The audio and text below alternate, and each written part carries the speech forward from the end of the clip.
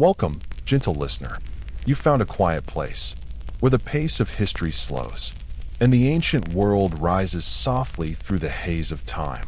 Tonight, let us wander back, farther than Rome, before the pyramids reached for the sun, to a land between rivers, a place where cities first breathed, where writing was born, and where nightfall brought the hush of temple bells. This is the story of ancient Mesopotamia, told not in conquest, but in candlelight and clay, in plowed fields and whispered prayers. So rest your head, close your eyes, and let the past unfold like a river in the dark. So before you get comfortable, take a moment to subscribe and like the video, but only if you enjoy what I do here. And write in the comments from where you are and what time it is. Now turn off the lights and fan for the soft background hum. And let's get into the night journey together. Breathe in and imagine the hush before history begins. Far to the east of the Mediterranean, in a land of dust, sun, and river mist, the earth stirs. A breeze rises over flat plains, rustling the reeds that line the banks of two ancient rivers, the Tigris and the Euphrates. This is Mesopotamia, the name itself a soft murmur, the land between rivers.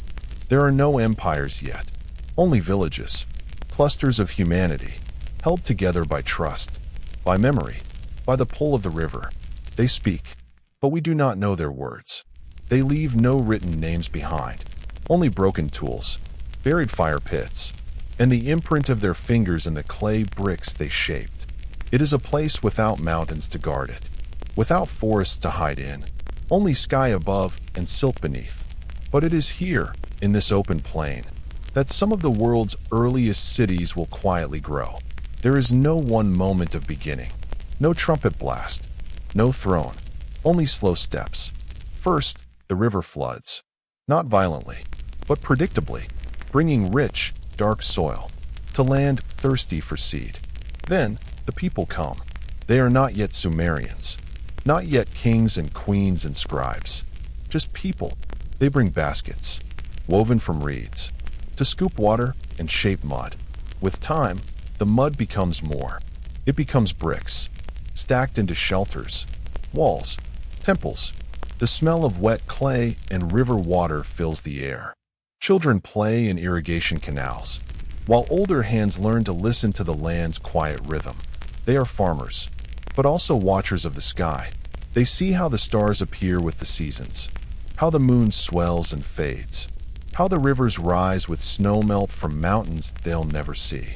They live in homes made of mud brick, roofs of palm thatch, floors swept smooth each morning.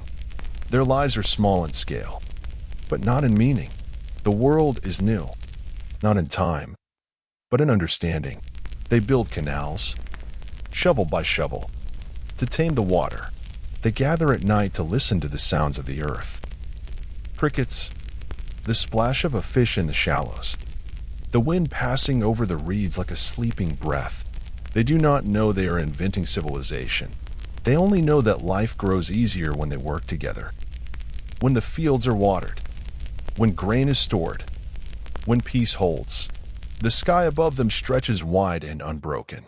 The stars, too many to count, offer no answers, only wonder. They plant barley, and it grows. They shape clay vessels to hold water, and they endure. Their gods are not yet written down how, but already they are known. In the trembling light of dawn, they speak to the sky and pour a little milk into the earth, not for reward, but for balance, for harmony. The temples come later, the palaces much later still. But even now, the spirit of Mesopotamia is taking root in the way people move together, in the way they shape their world, in the way they begin to remember. And so this chapter ends not with triumph, but with twilight. Smoke from cooking fires rises into the purple sky. A woman grinds grain by lantern light, and a dog curls at her feet. The river slides past, silent in silver. The night stretches over the plain, and the land between rivers dreams. Let us return now to the place where silence meets creation. The world is still young in memory, and the hands of ancient builders are busy. They do not rush. They do not labor in haste. Each step they take is part of a rhythm. Measured, deliberate, enduring. In the land between rivers, cities do not rise with grandeur. They grow like gardens, brick by brick, layer by layer, season by season. And what are these cities made of? Not marble, not granite, but something far humbler. Mud and straw. The rivers, generous in their silt, leave behind more than water. The clay is soft and pliable, and in this land without stone, it becomes the foundation of everything. Men and women mix it with straw, golden and dry, cut from the harvest to give it strength, to help it breathe. In the courtyards of villages that are slowly becoming towns, you hear the slap of hands against wooden molds, the patient packing of clay. Each brick is shaped by hand, lifted in baskets, and laid out in the sun to dry. There are no kills, no roaring fires, only sunlight. In time, bricks are left in neat rows, baking under the wide sky, hardening gently until they're ready. And with these humble pieces, walls rise. They are not straight or perfect. They lean slightly, bend with age, and melt slowly in the rain, if left too long. But they are warm in winter and cool in the searing heat of summer. They breathe with the world around them. They belong to the earth from which they came. As homes grow, so too do the spaces between them. Footpaths harden into streets. Wells are dug. Temples rise in the center, small at first, then larger. As belief deepens in God's fine names, villagers build their homes around a central place. A ziggurat begins to take shape, its first level broad and low, a platform for ritual and dream. Walls are smoothed with wet hands. Simple symbols are pressed into the bricks. A mark of the maker, a prayer for strength, a memory that this work matters. The scent of damp clay is everywhere, earthy and clean, mixed with the faint perfume of crushed reeds and dry straw. As the sun arcs across the sky, shadows move slowly along the walls, casting shifting lines of gold and gray. Children play in the half-built alleys. They chase each other past piles of bricks, ducking behind doorways, laughing. At night, the walls glow with lamplight. Inside each home, families gather on reed mats, eating from bowls fired in simple kills. Bowls that may crack, but never break the spirit of the city. And so the first cities rise, not with fanfare, but with patient repetition. Uruk, Eridu, Lagash. Their names whisper across time. They were not silent. They were not still, but they grew in the quiet way of things that last. Their builders knew that what mattered most was not the height of the walls, but the strength of what lay within them. As weeks pass into years, the streets grow more crowded. Markets emerge. Temples are repainted. Canals are dug to carry water between neighborhoods. Still, the bricks come out. Dozens each day, always made by hand, always shaped with care. This is the genius of Mesopotamia, not in war, not in gold, but in the transformation of mud into memory. Because what is a city, if not the record of human hope, layered into walls? One humble brick at a time. When it rains, as it sometimes does, the streets turn soft. The outer walls melt just a little, and the children laugh as they walk barefoot through the puddles. Later, the sun returns, and the rebuilding begins again. Quietly, methodically. To live here is to know that nothing is permanent, and that everything must be tended, renewed. Even now, thousands of years later, the outlines of these cities remain, sunken beneath the soil, but never fully gone. Archaeologists kneel in the dust, brushing back time, finding bricks stamped with names long forgotten. They hold them in their hands, these echoes of mud and straw, and listen, for in these bricks, in these simple, sun-dried gifts, is the soul of the first cities, and the dreams of those who shaped them. Let us enter now, through a simple reed gate, into the warm, breathing world of Sumer. It is morning in a small city, perhaps Lagash, where you are, or the gentle streets of Shurapak. The air is already warm, though the light remains soft, filtered through linen awnings and early mist. Dust stirs underfoot, and the city slowly comes to life. This is not a place of kings today, nor of battle or decree, but of the ordinary heartbeat of civilization, the rhythm of daily life. Here, in the quiet garden behind a home, someone bends to gather herbs. Mint, coriander, garlic.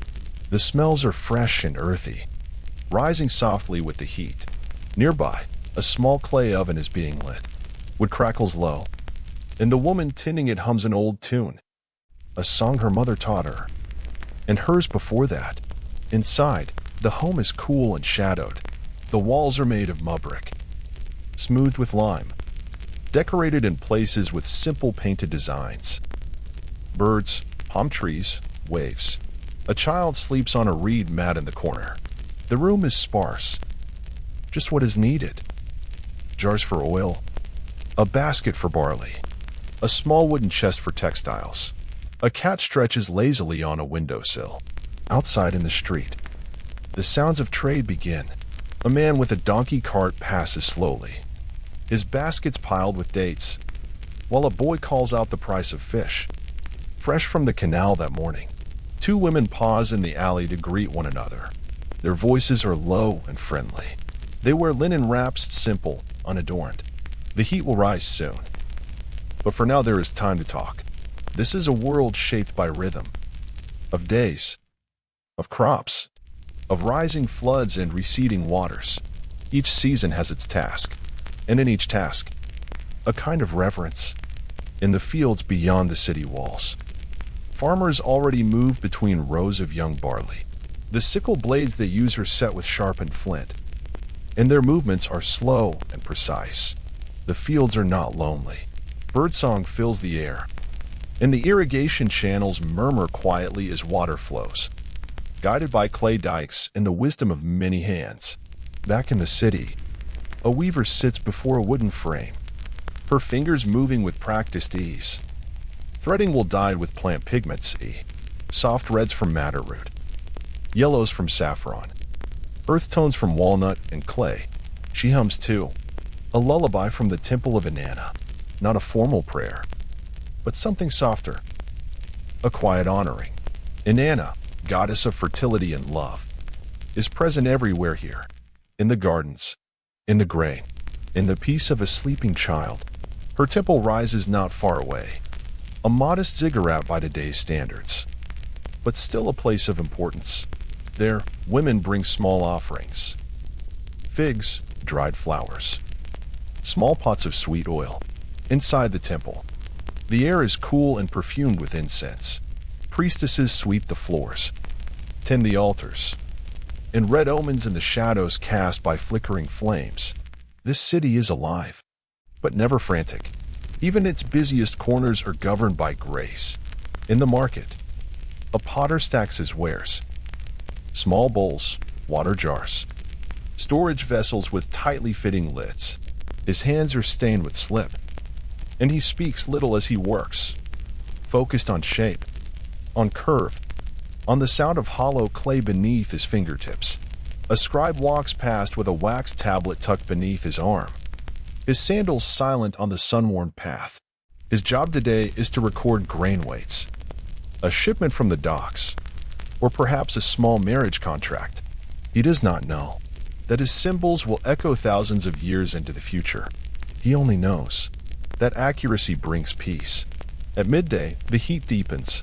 Shadows retreat to the narrowest places. Many return home to rest. And when evening comes, the sky blooms with color: burnt orange, faded lilac, the smoky blue of twilight. Torches are lit. A family gathers around a low table. There is bread, lentil stew, dried fish, a little beer, and fresh figs if the harvest has been kind. They eat in silence, mostly, not from solemnity, but from peace. Their work is done. Tomorrow will come again. Above them, stars begin to stir. And somewhere, the priests of Inanna watch the sky. They do not speak of fate, only of cycles, of beauty, of balance. This, too, is Sumer, not just a cradle of civilization, but a cradle of lives, small and quiet, held in the rhythm of earth and river and sky. And so the night deepens, the torches fade, and all across the city, the day exhales.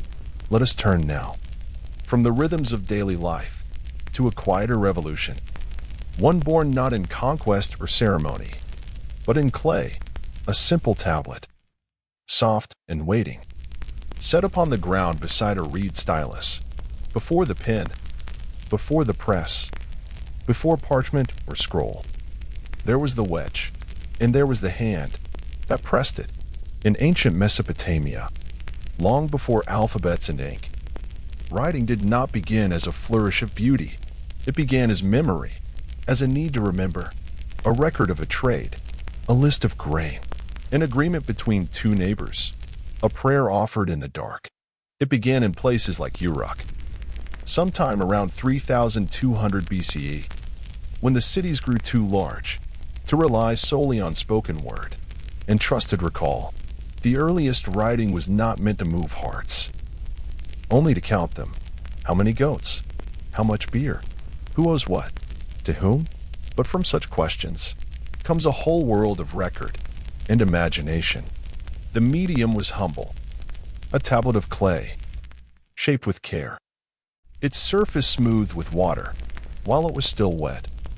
A reed stylus was pressed into it, again and again, creating marks, not drawings, but symbols, wedges, cuneiform. The wedge-shaped script. At first, the symbols were pictographs. A fish for a fish, a jar for oil, a head for a person. But over time, they became abstract, sharper, simpler, faster to write. And with that shift, something extraordinary happened. These marks were no longer just pictures. They became sounds, words, ideas. Writing was born. It was not shared widely.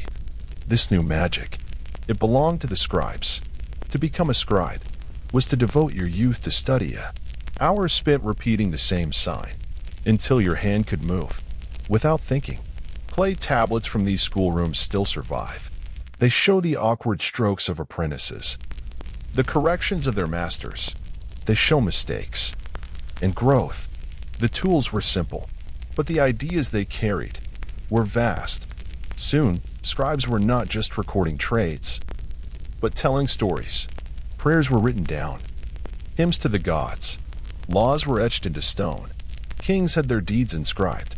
For the generations to come, the clay tablet became a mirror of the world, a place where the past could be held. And in time, the stories grew longer. There was one about a man who journeyed far, who met gods and beasts, who searched for eternal life. His name was Gilgamesh. His tale was pressed into clay, in thousands of tiny wedges. A story to outlive even the city that birthed it. But not all writing was heroic. Many tablets speak of simpler things: marriage contracts, temple donations, school exercises, lists of birds and fish. To us, they seem small, but to the people who wrote them, they were anchors, proof, preservation. A merchant could sleep easier, knowing the scribe had recorded the weight of his grain. A widow could show a tablet to defend her land. A priest could look to the stars and write down what he saw, so others might know when to plant and when to pray. Scribes wrote seated on the ground, a basket of tablets beside them. They worked quickly, but not carelessly. Each sign required attention. Each space between marks had meaning. When the writing was finished, the clay was left to dry in the sun. Sometimes, if it needed to last, it was fired in a kiln, transformed into something nearly eternal. And so, across centuries and centuries, these little bricks of knowledge remained. They lay buried beneath ruined cities, sleeping beneath dust and time. And then, in more recent centuries, they were found, unearthed by careful hands. They emerged blinking into modern light. Still legible, still speaking. Scholars leaned close and deciphered. The wedge marks whispered again. They told us the names of kings, of merchants, of midwives and bakers. They told us how people lived, how they prayed, how they feared, how they hoped. Cuneiform was not eternal. Other scripts would follow. But in these first signs, we find the beginning of something vast, a memory that does not fade with time, a voice that carries across millennia, and all of it began with clay, and care, and the quiet press of a reed, into damp earth. Even now, if you hold a tablet in your hands, you can feel the weight of it, the slight curve from being shaped by fingers, the dents and impressions of lives long past. It is not just writing, it is a voice, soft, patient, waiting. Let the river guide us now, past the reeds and drifting silt, toward one of the great cities of its time. You are, cradled by canals, watched over by moonlight, and built not in haste, but in layers of devotion. A city both ancient and alive. The day begins gently. Light spills across the rooftops in streaks of soft gold. Palm trees sway slightly in the breeze. Dogs stretch and yawn in alleyways. And in the stillness of early morning, a priest climbs the ziggurat steps to light a lamp before the altar of Nana, the moon god. The temple sits high above the rest of the city, rising like a great terraced mountain from the flatness of the floodplain, built with careful hands, each level bound with bitumen, each stair worn smooth by generations of devotion. From its heights, one can see all of Uar, its clay rooftops, its winding streets, its courtyards and workshops, its fields in the distance. Down below, the city stirs. Shopkeepers roll open reed blinds. The smell of baking barley bread drifts from ovens. Children begin to sweep the doorways of their homes with bundled twigs, watching the dust spiral up and away in the soft morning light. The marketplace lies at the city's heart, a place not of shouting, but of steady, familiar voices. There are baskets of dates, piles of onions, clay jars of oil stacked in threes. A woman smooths linen cloth on a stall's surface, weighing it down with painted pottery. A young man sharpens his bronze tools on a worn stone, occasionally glancing at passers-by. Trade in Uar is more than survival. It is ritual, connection, community. Each transaction is recorded by a scribe, who sits cross-legged on a stool, a stylus in one hand, a tablet cradled in the other. He does not speak unless spoken to, but his eyes miss nothing. In the quieter corners of the market, a healer sells dried herbs, ground resins, and incantations written on scraps of clay. Nearby, a jeweler adjusts gold earrings on a small wooden frame. They glitter faintly in the light, not brightly, but with the soft luster of something aged and loved. And not far away, a boy carries a goat on a lead, its hooves tapping softly on the stone. He passes the steps of a household shrine, where a small clay figure of a god is adorned with flowers and pressed coins. The scent of incense lingers in the air.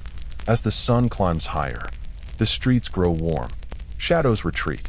Shopkeepers shade their stalls with woven mats, and the city's rhythm settles into its midday hum. But even in the heat, life continues. In workshops near the canal, potters shape bowls and jugs. The air smells of damp clay and straw. Some sit beside kilns, carefully stacking greenware to be fired by afternoon. Elsewhere, a group of women knead dough and press it into flat, round loaves. They work in near silence. The only sound the soft thump of hands against floury wood. In one courtyard, a man dips a brush into bitumen, patching the roof of his home. In another, a girl draws shapes in the dust with a reed, repeating the curves she learned from her mother. Her brother sits nearby, carving a spinning top from wood. And above all, the moon temple watches. By late afternoon, the ziggurat glows in the sun's fading light, its bricks warm and honey-colored, its upper terrace crowned by banners that flutter gently in the wind. The Temple of Nana is both sacred and central. It is here that calendars are kept, rituals observed, seasons measured. Priests and priestesses walk in silence through its colonnades, bearing oil, bread, and carefully arranged bowls of fruit. They speak softly to one another, their movements slow, mindful. In the great courtyard, a man lights a fire and sprinkles resin into the flames. Smoke rises, fragrant and pale, curling upward into the approaching dusk. As evening falls, the city begins to rest. Traders count their coins. Children chase shadows. Cattle return from the fields, their hooves echoing against stone and soil. And in the homes of UR, lamps are lit one by one.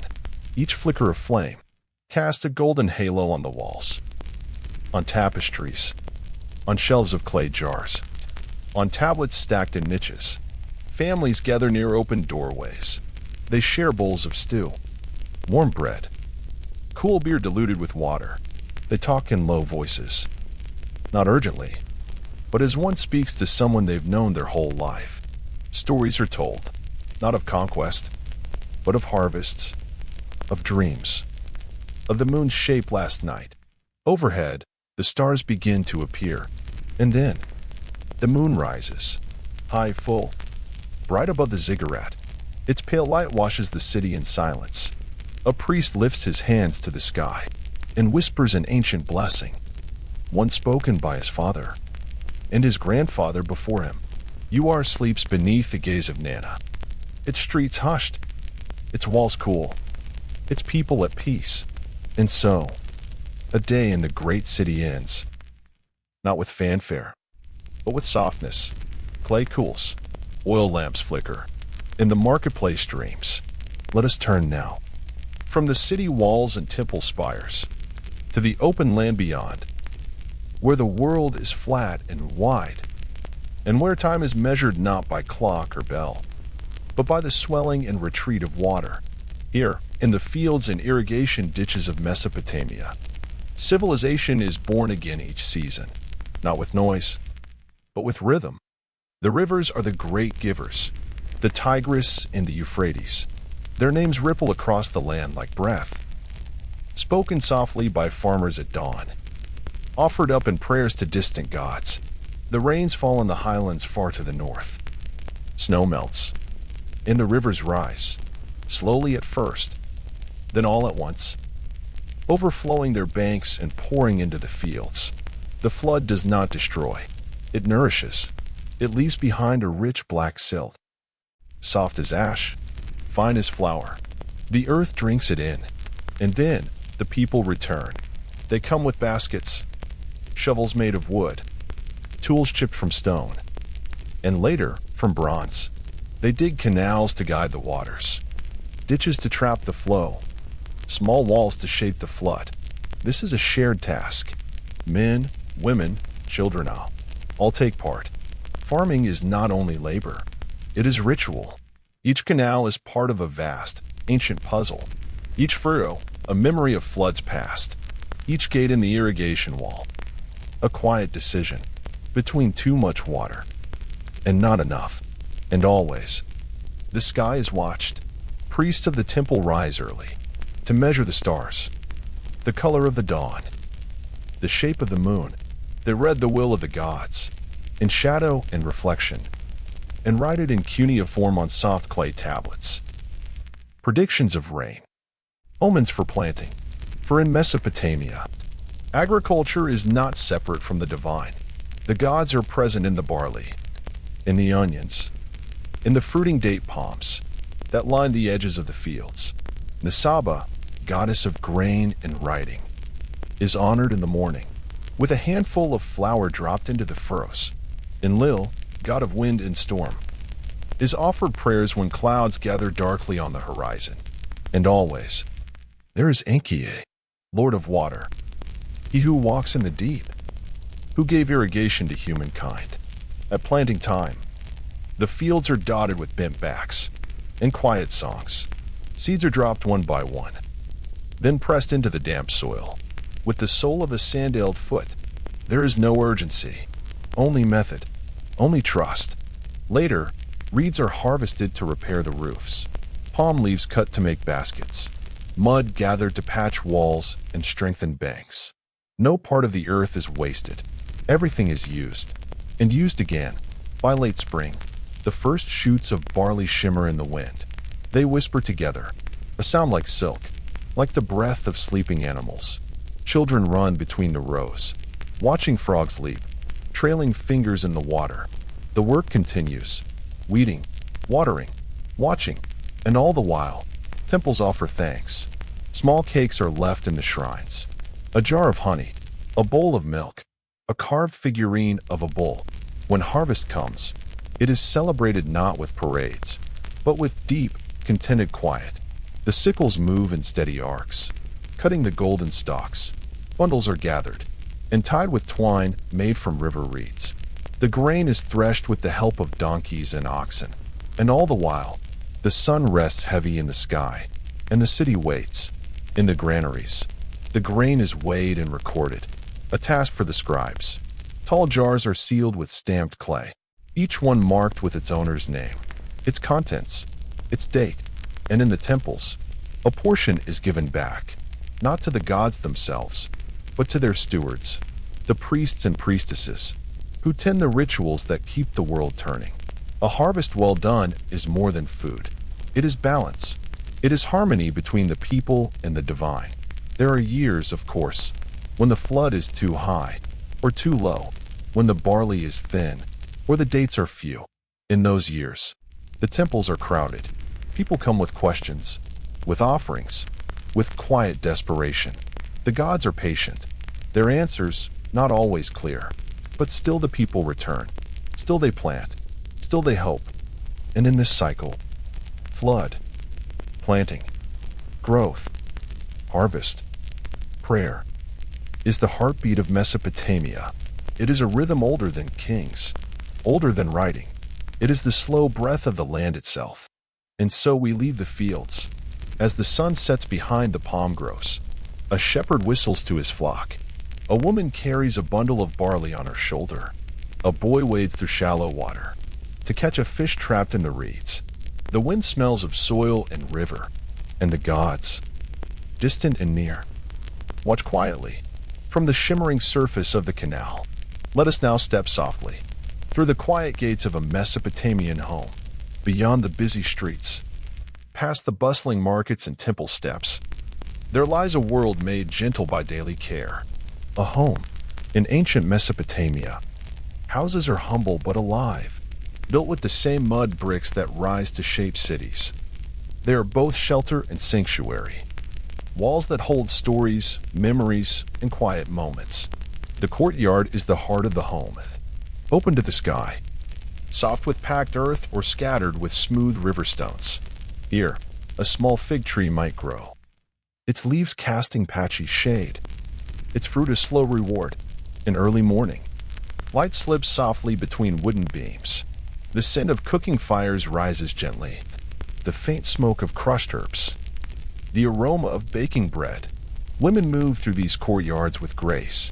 They carry water in large clay jars, their hands steady, their footsteps measured. They sweep the floors with bundles of reeds, softly brushing away the dust of the day before. Children play quietly here. A game of stones, a wooden doll, the simple joy of chasing shadows. Rooms open from the courtyard. There is no need for many walls. The air flows freely, and the sounds of life drift gently between spaces. In one corner, a loom stands silent. The weaver's fingers have paused, perhaps resting before the next thread is pulled tight.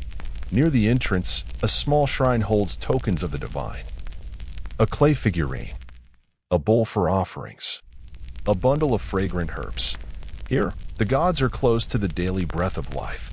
The kitchen is small but full of life, a hearth built low, with flat stones stacked to hold pots of clay. The fire is kept low during the heat of the day, and stoked higher in the evening. Earthenware vessels hold water, oil, and grains. Fresh dates and onions rest on woven trays. Food is simple but nourishing. Barley porridge, lentils, fish from the river. Meals are often shared in silence, not from distance, but from the ease of familiarity. A family speaks softly, their voices weaving the calm fabric of home. Men, too, are part of this quiet world. Some return from fields or workshops, their bodies marked by labor, their hands carrying tools or baskets. They step lightly into the shade, where they rest on woven mats. Sometimes they teach the children the songs and stories of the land.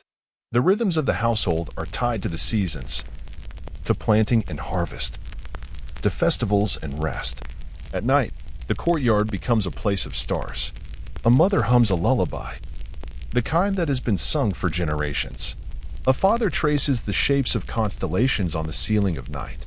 The cool air wraps around the home, carrying the distant call of an owl, the rustle of palm leaves. In these silent courtyards, life is not marked by grandeur or glory, but by small acts of care. The mending of a basket, the lighting of a lamp, the shared cup of water, and through it all, the steady pulse of community remains, because even in these private moments, the home is connected to the city, to the river, to the land itself. This is the place where Mesopotamia is lived, not in palaces, not in temples, but here, in silent courtyards, in the gentle touch of daily life. Let us now contemplate the nature of leadership, not the clashing of swords, not the roar of battle, but the slow, measured walk of kings, who guide their people like shepherds through the wide and fertile land of Mesopotamia. In these early cities, the figure of the king, or lull as he was called, was not simply a ruler by force, but a caretaker, a mediator between the mortal and the divine. His power was not always absolute, but woven carefully through tradition, ritual, and service. The king was often called the shepherd of his people. This was no poetic metaphor. It was a vision of responsibility, to protect, guide, and nourish. He wore no shining crown like the kings of later ages. Instead, he might don a simple woven cloak, a necklace of shells or stones, or carry a staff, a symbol of his role as a guardian. Kings lived within walls made thick and strong, but their authority reached beyond stone and mortar. It reached into temples, into fields, into the daily lives of those who called the city home. Kingship was closely tied to the gods. The king was seen as chosen by the divine, sometimes even a living god himself. But he was also their servant, the one who upheld order and justice. One of the greatest duties of a king was to maintain the sacred laws that balanced the world. He oversaw the construction of temples, the irrigation canals, the defenses that protected the city. He organized festivals, sacrifices, and feasts, all to honor the gods and bind the people together. The power of kings is visible in the grand artifacts left behind. Stone statues with calm, watchful eyes, carved with care to represent their grace and strength. Inscriptions praising their deeds, etched into steels and palace walls. Yet kings were also men of flesh and blood.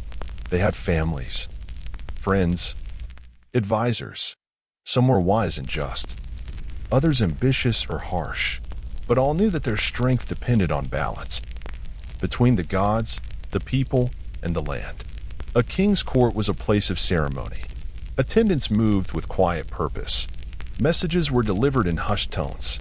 Decisions were weighed carefully. The king might receive visitors from distant lands, merchants bearing gifts, envoys seeking alliances. Trade and diplomacy were tools of power, as much as armies and walls. In stories passed down, kings are often described as builders. They raised ziggurats toward the heavens, laid out streets, commissioned works of art. They commissioned scribes to record their deeds, ensuring their names would echo long after their time. But kingship was never without challenge. Rivals waited, factions plotted, and the gods sometimes seemed silent in times of hardship. When floods failed or enemies loomed, the king's role became even more vital. He was the steady hand in uncertain waters, the shepherd who could calm the flock. And so, in the land between rivers, power was never just about might.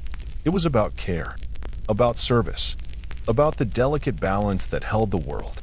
As evening falls over the ancient city, the king steps onto the palace terrace. The sun dips low, casting long shadows. He looks out over the walls, the fields, the river's winding path, and quietly, he breathes in the cool air, a man both mighty and mortal, guardian of a world shaped by clay, water, and light. Let us now turn our attention to the quiet strength that shaped Mesopotamia's cities. The hands of craftsmen and traders who wove the fabric of daily life, from simple materials and steady effort, in the bustling streets and workshops. The city's heartbeat is found not only in kings or priests, but in the steady rhythm of making, of clay-shaped, metal-hammered, and textiles woven. The potter sits before his wheel, slowly turning, feeling the cool, moist clay respond beneath his fingers. With practiced ease, he forms bowls, jars, and plates, each one unique, yet familiar. The shapes are simple, curved and smooth, designed to hold grain, water, or oil. Nearby, the blacksmith works by his forge. The air is thick with the scent of heated metal and coal. With each strike of his hammer, he shapes bronze tools and weapons, their edges sharpened carefully, ready to serve. Woodworkers carve intricate handles, and jewelers string beads of lapis lazuli, a deep blue stone prized from distant mountains. These precious beads travel far, through trade routes that stretch beyond the rivers, linking Mesopotamia to lands beyond the horizon. Trade is the lifeblood of the cities. Caravans of donkeys and camels carry goods, spices, textiles, metals, and stones, across deserts and valleys. The marketplace is a calm place, where barter and exchange are conducted with respect and care. The trader weighs silver pieces, counts barley grain, and listens to the soft voices of buyers and sellers. This web of commerce connects not only goods, but people and ideas. Stories travel along with pottery and cloth, bringing new shapes, colors, and inspirations. Craftsmen often worked within families, skills passed down quietly from parent to child. A weaver's daughter learns the rhythms of thread and loom, while a potter's son watches the dance of wheel and hand. Workshops are small but busy, filled with the soft sounds of tools, the scent of oil and clay, the warm light of afternoon filtering through reed windows. Here, there is no hurry. Each creation takes time, each trade carefully balanced. This slow pace is part of the city's strength, a foundation on which greater things can be built. At night, lamps flicker in these workshops. A jeweler finishes a necklace. A potter smooths the rim of a bowl. A trader counts coins and plans the next journey. The work of these hands, though often unseen in grand histories, is the pulse of Mesopotamia's enduring legacy, because it is in these quiet moments of making that the story of the ancient world is truly told. Let us now drift gently into the heart of communal life, the festivals and feasts that filled Mesopotamian cities with color, song, and shared quiet joy. Though much of life was shaped by work and ritual, there were moments when the city paused to celebrate the passing of time, the favor of the gods, and the simple pleasure of gathering together. These celebrations were not noisy spectacles, but measured, deliberate occasions, woven from tradition, prayer, and the rhythms of the seasons. One of the most important festivals was the Akitu, or New Year festival, held in the early spring. When barley first began to sprout, the city prepared slowly in the days before. Temples were cleaned.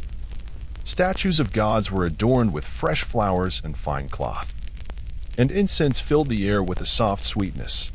These celebrations remind us that even in a world shaped by labor and survival, there was always space for beauty, for gratitude, for connection.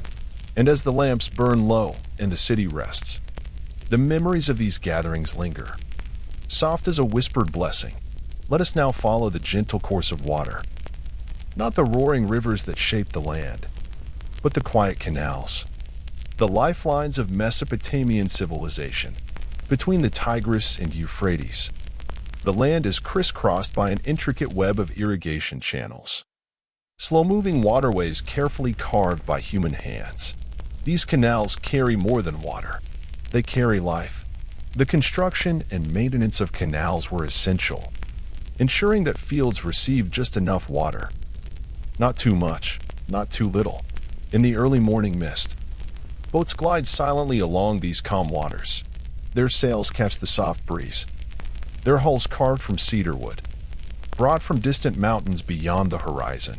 Merchants transport goods, baskets of grain, jars of oil, bundles of reeds, and sometimes even livestock. The canals are narrow, winding gently like veins through the earth. Along their banks, reeds sway in the breeze, and birds call softly. Herons, kingfishers, and doves. Fishermen cast nets in the slow water, their movements patient and deliberate. Children play at the water's edge, their laughter a quiet ripple in the stillness. Canal locks and sluices regulate the flow, managing the delicate balance between flood and drought. These engineering marvels, crafted with care, are maintained by communities working in harmony. Boats are simple but sturdy, some propelled by oars, others guided by poles through shallow waters. The water itself reflects the sky, soft blues fading into pale gold at dawn, or burning orange at sunset. Along the canals, small villages cluster. Homes face the water, their doorsteps shaded by palm fronds. At night, lamps flicker softly on the banks, casting golden reflections on the dark surface. The canals are more than routes for trade and travel. They are places of calm, of reflection. They carry the slow passage of time, the quiet flow of seasons, and the steady pulse of civilization. In this world shaped by water and earth, the canals are the veins that connect all life, from farmers in their fields, to merchants in the city, to priests who watch the sky. And as we watch the silent rivers, we remember that even in the heart of an ancient world, there is peace to be found in gentle movement, in quiet currents, and in the patient art of living with the land. Let us now enter the quiet, rhythmic world of weaving, where threads intertwine to create the very fabric of Mesopotamian life. In simple homes and busy workshops, the loom stands as a constant companion, its wooden frame steady and familiar. The weaver's hands move slowly, pulling and guiding threads with care. Each pass of the shuttle, a soft whisper of creation. Cotton and flax, the raw gifts of the land, are spun into fine threads. Linen cloth emerges in pale, muted tones, sometimes dyed with soft colors drawn from plants. Ochre, indigo, and faded reds. Textiles were more than mere coverings. They were symbols of identity, of status, and of skill. From the homes of common folk to the courts of kings, cloth was woven with intention. In marketplaces, bolts of cloth are carefully folded and displayed, their textures catching the light like muted jewels. A merchant might touch the fabric, feeling its softness, considering its weight, before bartering with a quiet nod. Weaving was often a family craft, passed down from mother to daughter, a patient apprenticeship, measured in the slow passing of seasons. The loom's rhythm is a meditation, a steady beat that marks time and tradition. In some temples, sacred cloth was woven for the gods. Delicate veils, finely patterned, offered as gifts to adorn statues and altars. Patterns tell stories. Geometric shapes, zigzags, and lines that echo the natural world. Rippling water, rolling hills, the sun's path. These designs connect the weaver not only to her craft, but to the land and the cycles that sustain it. The making of cloth is a quiet labor, marked by patience and precision. Threads are dyed and dried, loomed and woven, cut and sewn. Every garment, every piece of cloth, bears the touch of a human hand. And at the end of the day, cloth covers bodies, wraps treasures, binds memories. The fabric of Mesopotamia is not just woven from threads, but from the lives of those who made it. In the soft folds of linen, in the gentle colors of dyed cotton, we find a story of connection between people, land, and time. Let us now turn to the quiet and gentle rituals of water. those moments when the people of Mesopotamia came to cleanse their bodies, refresh their spirits, and find calm in the flow of the river and the bath. Water in Mesopotamia was more than necessity. It was sacred. The rivers that nourished the land were also the source of purification. Homes often had small basins carved from stone or clay, where water was poured gently over hands and face. In larger houses, courtyards contained pools. Shallow, cool, and still. Bathing was a ritual of renewal, often performed at dawn or dusk, times when the air itself was soft and quiet. People used scented oils made from fragrant plants, mixed with water to cleanse and soothe. There were public baths in some cities, though far simpler than those of later empires. Here, in these calm spaces, neighbors might meet briefly, sharing a moment of stillness together. Cleanliness was tied closely to spirituality. Before entering a temple, priests washed their hands and feet carefully, sometimes dipping whole bodies into sacred pools. The act of washing was both physical and symbolic, a gentle washing away of the day's dust and worries, a preparation for prayer and contemplation. In homes, women often cared for the family's cleanliness, washing infants with soft cloths, brushing hair, and preparing fragrant oils. Water was also essential in healing, mixed with herbs and applied to wounds. The canals and wells that supplied cities were carefully maintained to keep water clean and flowing. Yet the Mesopotamians understood the fragility of water, how easily it could be polluted, how vital it was to protect the flowing rivers, the still pools, the ritual baths. All these waters were threads in the fabric of life. They connected people to each other, to the gods, and to the land. And in the soft sound of water, there is a quiet peace, a reminder of renewal, of cleansing, and of gentle care. Let us now wander slowly through the bustling yet gentle heart of Mesopotamian commerce. The market, where goods, ideas, and the pulse of everyday life come together in quiet exchange. The marketplace is not a place of frantic shouting or hurried bargaining, but a calm rhythm of voices, footsteps, and careful weighing. Stalls are arranged neatly, woven mats shading pots of spices, baskets of dates, and bolts of cloth. The air carries the faint scent of fresh bread, dried herbs, and polished bronze. Trade here is both practical and ceremonial, each transaction a measured act of trust and community. Currency has taken shape as small pieces of silver, carefully weighed and exchanged, and clay tokens sealed within envelopes to record debts and contracts. Scribes sit nearby, their styluses poised over soft clay tablets, recording the flow of goods with quiet precision. This system of exchange binds the city together. Farmers trading grain for pottery, weavers exchanging cloth for tools, merchants bringing goods from distant lands, all linked through the calm pulse of trade. Long caravans arrive from the mountains and deserts, bringing lapis lazuli, copper, and timber. They move slowly and steadily, their animals have stirring dust beneath the hot sun. Evening in the market is a gentle lull, shadows lengthening across stalls, vendors packing their wares with care. The market is more than commerce. It is a place where neighbors meet, where stories are shared, and where the quiet rhythms of daily life are woven together. As daylight fades behind the palm trees and the city of Uar settles into stillness, let us now enter the gentle embrace of night, a time for rest, reflection, and quiet dreams. Homes are bathed in the soft glow of oil lamps, their flickering light casting warm shadows on mud brick walls. Families gather near the hearth, sharing the calm moments before sleep. The sounds of the city grow hushed. The laughter and footsteps of children fade into whispers, and the distant call of a night bird echoes softly across the fields. In these quiet hours, the people of Mesopotamia look to the skies, to the stars scattered like scattered pearls across the dark velvet, and to the moon, guardian of night and time. The celestial bodies are guides, markers of seasons and moments, companions through the long night. Some recite prayers or blessings, words passed down through generations, invoking protection and peace.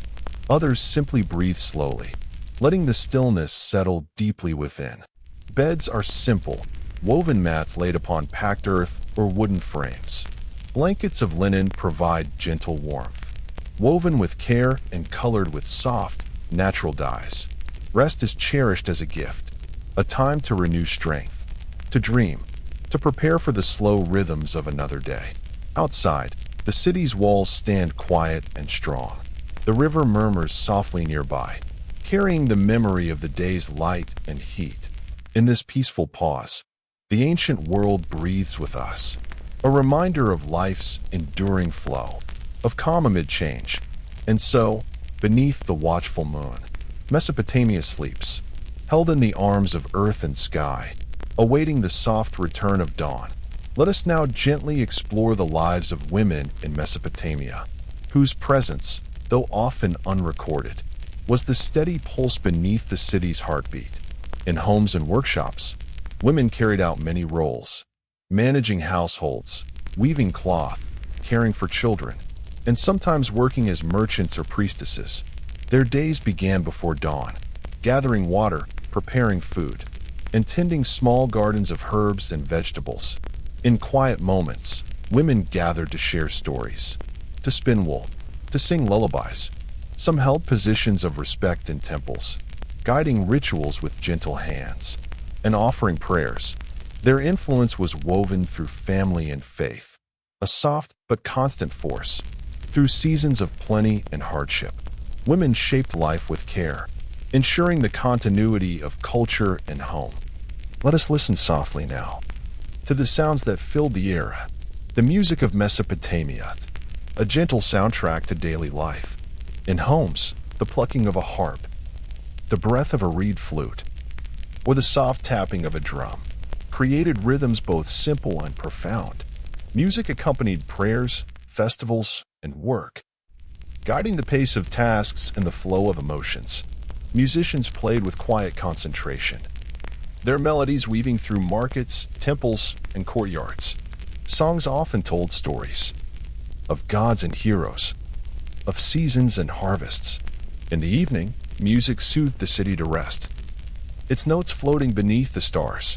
Let us trace the slow unfolding of writing, from simple clay tokens to the elegant cuneiform script that recorded the pulse of Mesopotamian life. At first, small tokens marked goods, clay spheres, cones, and discs, pressed with simple impressions. Over time, these evolved into marks made by a stylus on soft clay tablets. Scribes learned the art with patience and care, their fingers mastering the wedge-shaped signs. Writing was a tool for trade, law, and memory, a bridge between people and time. In temple schools, students practiced their signs, copying hymns and records. Their learning slow and steady. Writing preserved prayers, contracts, stories, and the quiet details of everyday life. Let us gently follow the flow of time. As understood and measured by the people of Mesopotamia, their calendar was tied to the cycles of the moon, marked by the phases that slowly shaped the night. Months began with the first visible crescent, each carrying names linked to gods, seasons, and festivals. Years were divided by planting and harvest, by flood and drought. This calendar guided farmers, priests, and kings alike, a slow and steady rhythm that gave order to life. Ceremonies and festivals were set by its flow, connecting the city's daily pulse to the vastness of the sky. As our journey nears its gentle close, let us reflect on the enduring legacy of Mesopotamia. Those centuries have passed, and cities now lie silent beneath the sands. The quiet foundations laid by these ancient people still ripple through time. Writing, law, irrigation, and trade all began in this cradle between rivers. Their ways of life remind us that civilization is built not only by conquest, but by patience, care, and connection. The soft rhythms of daily life, the steady hands of craftsmen, the gentle observance of seasons and stars. These are the true marks of enduring strength. And so, Mesopotamia sleeps beneath the stars, its story whispered on the wind, waiting patiently for us to listen. Let us now return gently to the lifeblood of Mesopotamia, the water, but this time to the careful art of irrigation, that quiet mastery of guiding rivers and streams to nourish the parched earth. Between the Tigris and Euphrates, the land is flat and wide, its soil fertile but thirsty. Left alone, the fields might dry and crack beneath the sun, or be drowned in untamed floods. So, with slow determination, the people shaped the water's path. Canals were dug with simple tools, wooden shovels, stone hoes, and many patient hands working in unison. They formed a network, winding like veins through the land, bringing water to crops, gardens, and villages. Gates and dams controlled the flow, raised and lowered carefully to match the needs of the fields. Too much water could wash away seeds. Too little would starve the roots. This balance was delicate. Farmers watched the skies and rivers, reading signs in the clouds and the color of the water. The irrigation system was more than practical. It was a covenant between people and nature, a promise to live in harmony with the land. Communities gathered to maintain the canals, working side by side, their efforts a quiet chorus of cooperation. And in this shared work, life flourished. Barley, wheat, lentils, and flax grew tall and steady, their green stalks whispering in the breeze.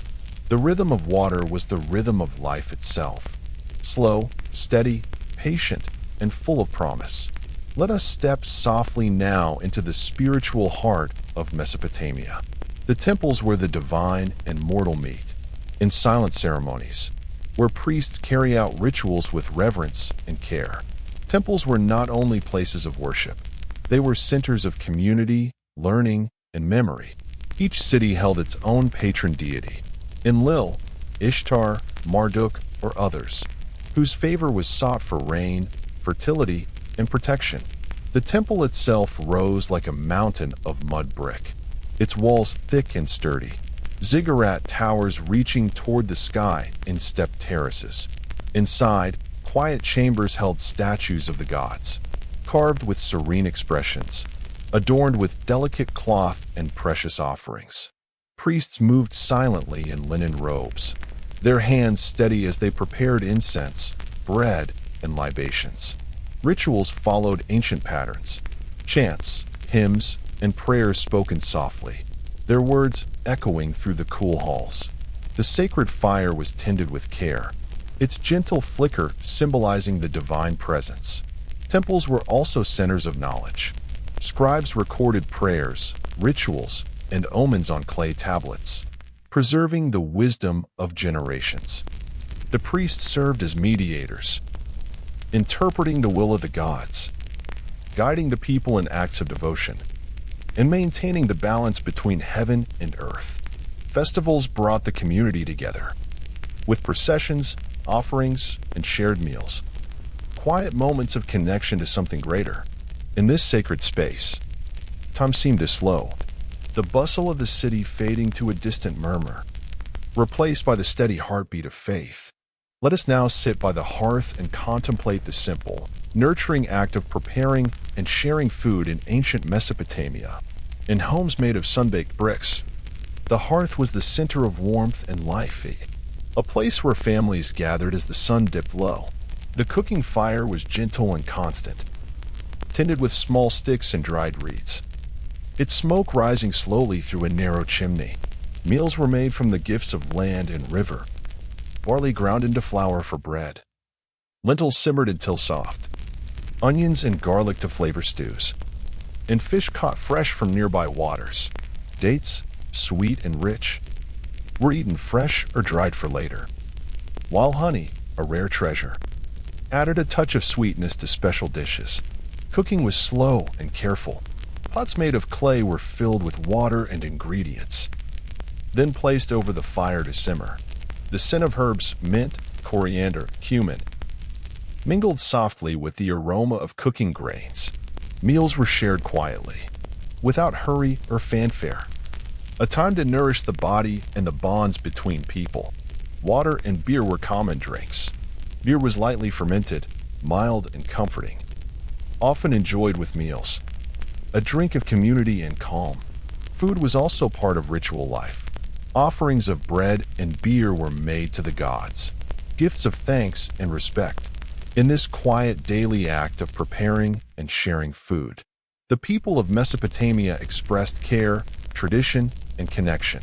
The hearth was more than warmth, it was the heart of home, and in its gentle glow, we find the timeless comfort of sustenance, simple and enduring. In the quiet cities of ancient Mesopotamia, amidst the soft murmur of rivers and the steady rhythms of daily life, a remarkable invention quietly took shape: the art of writing. This was not a sudden spark, but a slow unfolding, a careful dance between human hands and the soft clay beneath them. Long before words were etched on tablets, people used simple clay tokens, small shapes pressed and shaped by fingers, to count grain, record trade, and mark promises made.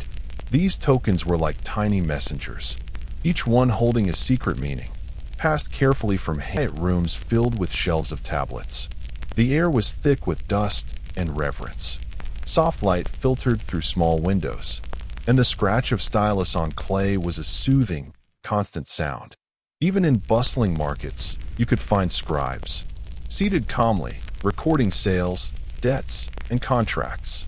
Writing shaped the way the people understood their world, bringing order, justice, and culture.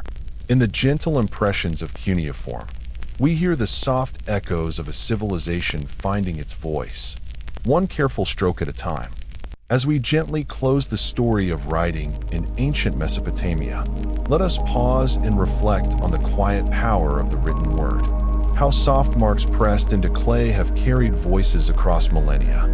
Through these delicate impressions, the lives, hopes, and wisdom of a distant civilization whisper to us still. May the calm rhythm of their story invite you to rest, to dream, and to carry forward the timeless gift of connection. Thank you for joining me on this gentle journey through the earliest pages of human history. Until we meet again, may peace and quiet curiosity guide your path.